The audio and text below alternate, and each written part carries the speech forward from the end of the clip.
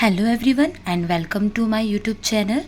आज हम देखेंगे मेन टॉपिक हमारे सेल ऑर्गेनल्स में, जिसका नेम है प्लास्टिड्स। ये हमारे फंडामेंटल यूनिट ऑफ लाइफ का नेक्स्ट टॉपिक है और सेल ऑर्गेनल्स में ये इंक्लूडेड है। तो चलिए अब हम स्टार्ट करते हैं। सबसे पहले हम स्टार्ट करेंगे कुछ बेसिक इन्फॉर्मेशन प्लास्टिड्स के बारे में। फर्स्ट पॉइंट से देखते हुए हम चलते हैं। Plastids are cell organelles found in green plants and algae. Plastids जो होते हैं ये छोटे छोटे सेल ऑर्गेनल्स होते हैं। सेल ऑर्गेनल्स के बारे में मैं ऑलरेडी बता चुकी हूँ। ऐसे स्ट्रक्चर जो सेल के अंदर पाए जाते हैं, जैसे कि हमारी बॉडी में अलग अलग तरह के ऑर्गन पाए जाते हैं जो हमारी बॉडी को एक प्रॉपर ऑर्गेनाइजेशन और मेटाबॉलिज्म को प्रॉपर फंक्शनिंग कराने के लिए काम करते हैं। इसी तरीके से सेल ऑर्गेनल्स जो होते हैं वो सेल की सभी तरह के फंक्शन को कंट्रोल करने का काम करते हैं। उनके एक तरीके के ऑर्गन्स होते हैं। इन्हीं सेल ऑर्गन्स में हमारा प्लास्टिड भी मौजूद होता है।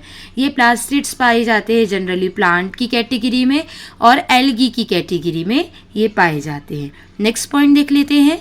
Plastids are responsible for photosynthesis, imparting colors of fruits and other parts, nitrogen and sulfur assimilation and amino acid synthesis.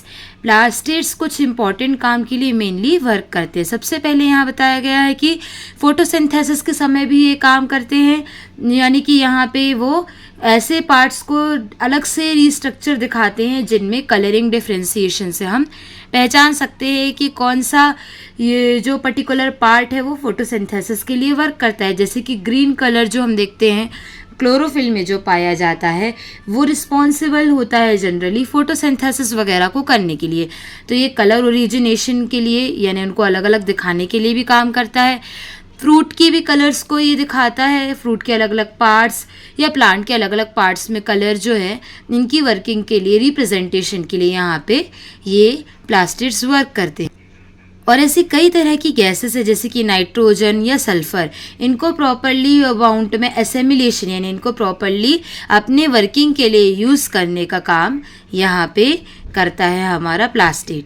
साथ ही साथ अमाइनो एसिड्स जो मौजूद होते हैं, अमाइनो एसिड्स भी एक्चुअली आगे चल करके जुड़ करके प्रोटीन बनाते हैं और ये प्रोटीन जुड़ करके आगे चल करके आरएनए, फिर आरएनए से डीएनए बनता है। तो यहाँ पे ये एक बहुत ही छोटा पार्ट है अमाइनो एसिड्स का। तो अमाइनो एसिड्स की फोटोसिंथेसिस नहीं, सिंथेसिस का काम यहाँ पे ये करेंगे। तो यहाँ पे ये इस चीज़ के लिए रिस्पॉन्सिबल होते हैं। देन नेक्स्ट पॉइंट देखेंगे हम। They contain a double-stranded DNA molecule that is circular and resembles the circular chromosome of cells of prokaryotic and ribosomes for protein synthesis. तो यहाँ पे इनके अंदर भी डीएनए पाए जाते हैं। डबल स्टैंडर्ड में ऑलरेडी डीएनए के बारे में आपको पहले बता चुकी हूँ, आप हमारे चैनल में जाकर के इसकी वीडियो चेक कर सकते हैं। तो डीएनए जो होते हैं या डबल स्टैंडर्ड स्ट्रक्चर होता है, ये भी हमारे प्लास्टिड्स में मौजूद होते हैं, लेकिन ये सर्कुलर शेप के फॉर्म में ज़्यादातर देखने को मिलते हैं, इसलिए हम इन्हें सर्कुलर क्रोमोसोम्स भी कहते हैं। ये प्रोकैरियोटिक सेल्स में पाए जाते हैं, यानी कि यहाँ पे आपको ये प्लांट्स में देखने को मिलेंगे। और इसके अंदर राइबोसोम और प्रोटीन सिंथेसिस भी प्रॉपरली होता है। तो यहाँ पे इनकी एक बेसिक इन्फॉर्मेशन के बारे में हमने बताया।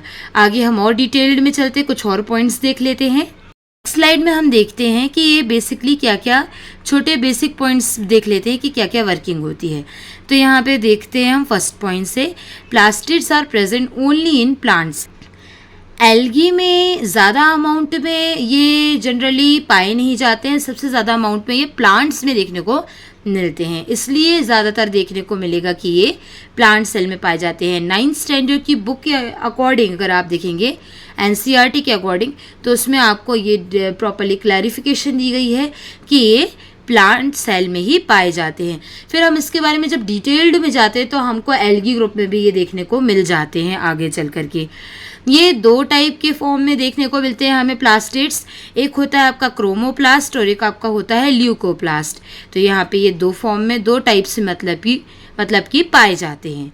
तो और इसके अलावा और भी टाइप के आपको देखने को मिलेंगे प्लास्टिड। तो यहाँ पे क्लोरोप्लास्ट होता है। क्लोरोप्लास्ट जो होता है ये आगे चल कर के अपने अंदर कंटेन करता है क्लोरोफिल, इसलिए ये फोटोसिंथेसिस के लिए भी रिस्पॉन्सिबल होता है सभी प्लांट्स के अंदर। नेक्स्ट पॉइंट देखेंगे, the internal organisation of chloroplast consist of numerous membrane layer embedded in a material called stroma.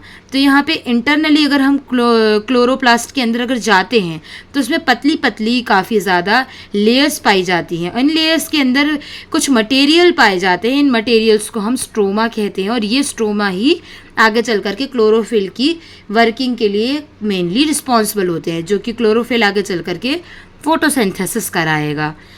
फिर नेक्स्ट पॉइंट देख लेते हैं, like the mitochondria plastids also have their own DNA and ribosome.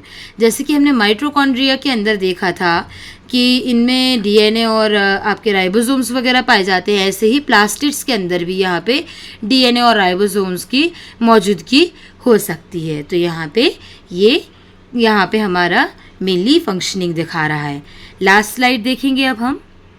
तो next slide में अब हम देख रहे हैं, जो कि मैंने अभी आपको प्लास्टिड्स के अलग अलग पार्ट बताए थे, उनकी क्या फंक्शनिंग होती है। They are classified into chloroplast, chromoplast, leucoplast and gerontoplast on their function and colour. तो यहाँ पे ये क्लासिफिकेशन जो है प्लास्टिड्स की, ये 4 फॉर्म में बताई जा रही है।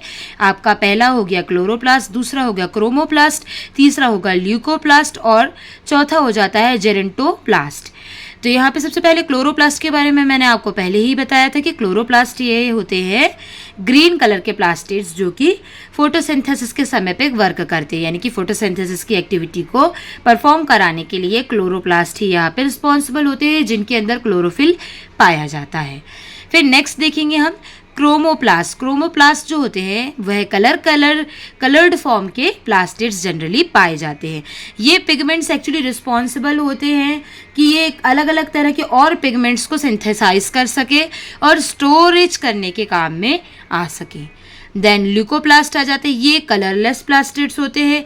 इनका काम होता है स्टार्च को स्टोर करना। स्टार्च जो होता है ये एक एनर्जी का फॉर्म होता है। आप लोगों ने जब फोटोसिंथेसिस की रिएक्शन पढ़ोगे जिसमें हम पढ़ते हैं C6H12O6 the form of glucose which we called as the form of energy.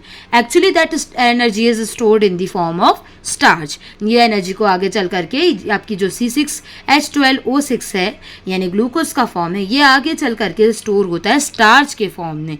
तो यहाँ पे ये स्टोर करता है स्टार्च को, फिर कुछ अमाउंट की प्रोटीन्स को स्टोर करता है, फैट्स को स्टोर करता है और कुछ अमाउंट में ऑयल्स को भी स्टोर करके चलता है।